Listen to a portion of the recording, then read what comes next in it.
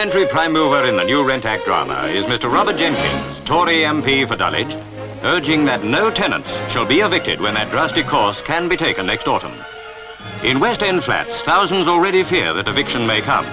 Owners of large blocks might find it paid handsomely to get tenants out and let the flats furnished at much higher rents. It could happen in a big way.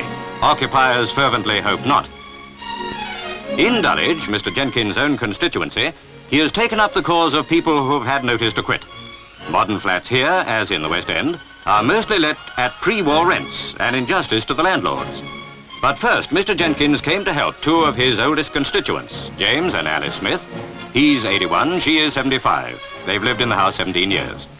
They've had notice to go without option to buy, even if they could raise the money. Another hard case. Tenant for 18 years of this house, which he is told he must either leave or purchase, is Major Belcher. He has looked everywhere for another place to live, but with so many in the same boat, he has searched in vain.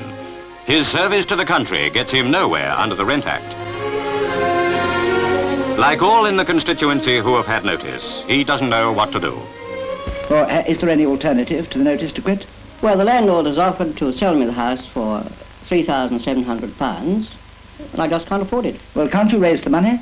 Not at my age, and not because the building societies won't lend on a house with only 54 years to go.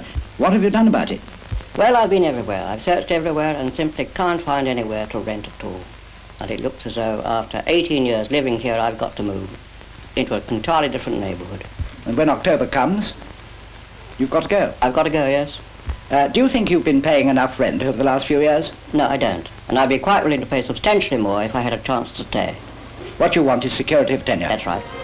Yes, I see. Dulwich College owns much land hereabouts, but is not concerned with the issue. Mr Jenkins explained his viewpoint. Mr Jenkins, are you opposed to the Rent Act? Certainly not. I think it's a very good act. But I am opposed to the clause which may create unnecessary suffering and evictions of tenants. Have you any support in Parliament? Oh, yes. There are at least 35 members who I know by name, and I believe there are many more who are extremely worried.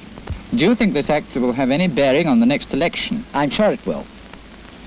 A government can introduce unpopular legislation, it can increase taxation, and it will be forgiven in due course. But if you take a man's home away from him, he'll never forgive you.